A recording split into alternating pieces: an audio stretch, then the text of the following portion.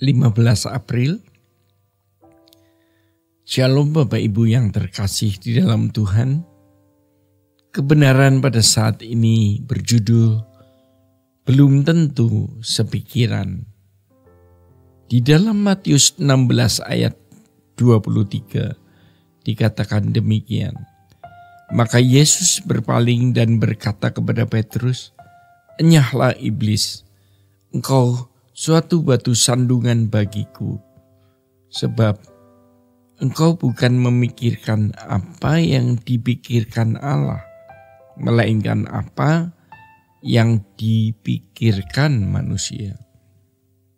Ucapan Tuhan Yesus ini dilontarkan pada waktu Petrus mencoba mencegah Tuhan Yesus untuk pergi ke Yerusalem. Sebab Tuhan menyatakan bahwa dia akan mati di salib. Kita melihat bagaimana reaksi Tuhan Yesus di sini.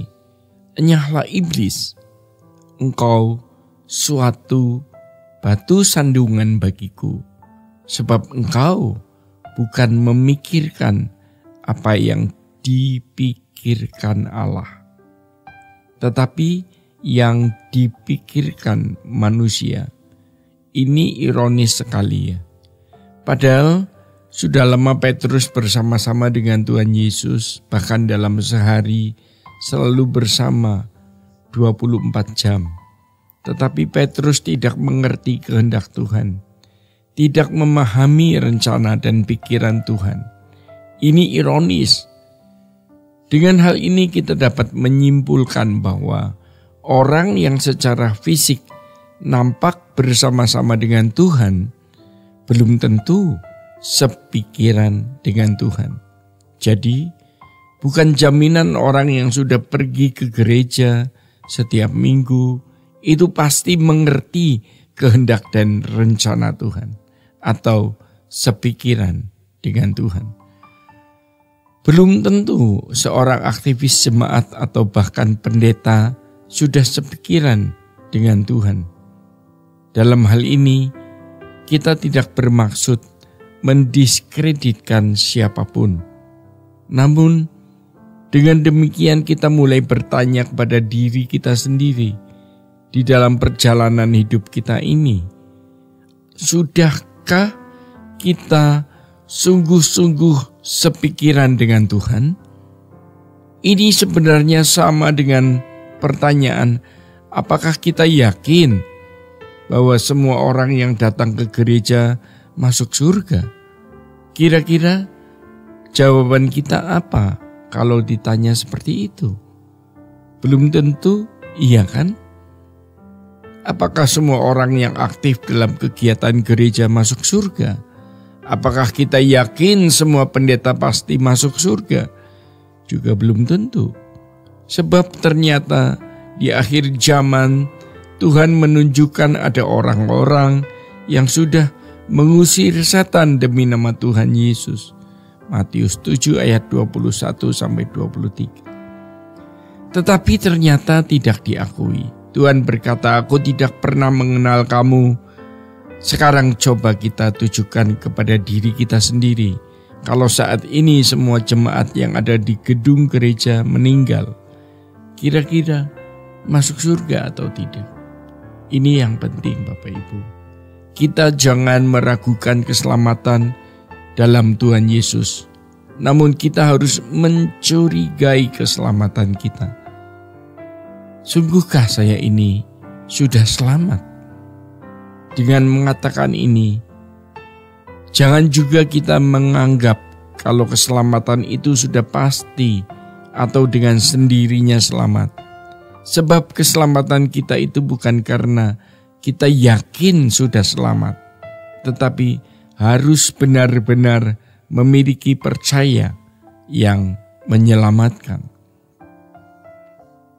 Namun tanpa disadari, banyak orang juga sering berpikir salah. Yang penting saya percaya kalau mati masuk surga. Jangan hanya percaya kalau mati masuk surga. Kita harus sampai pada memiliki percaya yang benar, yakni percaya yang diekspresikan dengan perbuatan. Sebab iman tanpa perbuatan seperti tubuh tanpa roh. Jadi Matius 16 ayat 23 ini memberi pelajaran yang sangat berharga untuk kita. Yaitu bahwa orang yang kelihatan bersama-sama dengan Tuhan atau dekat dengan Tuhan belum tentu sepikiran dengan Tuhan. Oleh karena itu, mari kita semua dengan jujur melihat diri kita sendiri dan menelaah hati kita masing-masing dengan bertanya dalam diri sendiri, sudahkah saya sepikiran dengan Tuhan? Sudahkah saya termasuk orang-orang yang benar-benar dikenal oleh Tuhan? Kalau satu kali nyawa ini putus, apakah benar Tuhan mengenal saya?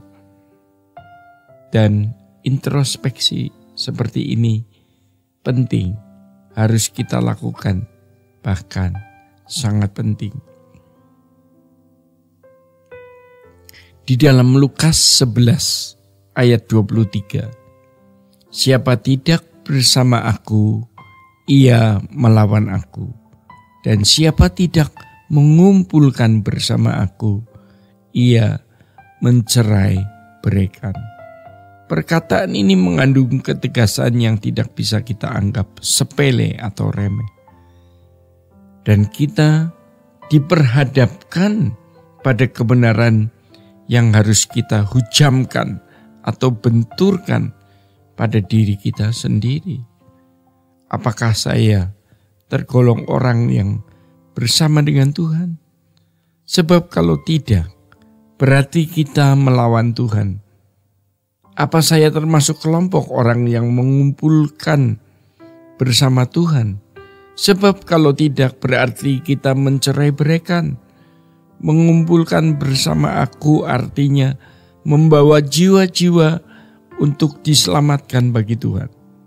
Kalau kita tidak menyelamatkan jiwa, kita membinasakan. Kalau kita tidak membantu orang atau mendukung pekerjaan Tuhan, kita pasti merusak atau mengganggu.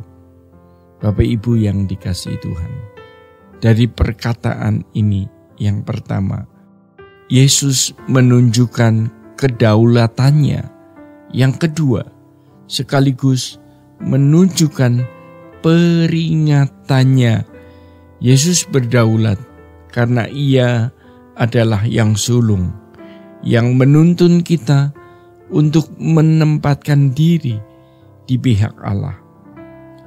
Pemberontakan iblis adalah karena ia mau menyamakan diri dengan Allah, dan kemudian ia mau mengatasi yang maha tinggi. Pemberontakan itu berlanjut di muka bumi ketika iblis menjatuhkan ciptaan Allah yang termulia dan kemudian menyeret manusia untuk bergabung memberontak kepada Allah. Memberontak artinya melakukan segala sesuatu dengan cara tidak hidup seturut dengan kemauan, keinginan, dan rencana Tuhan. Bapak Ibu yang terkasih di dalam Tuhan, demikian kebenaran pada saat ini. Tuhan Yesus memberkati. Sola Gracia.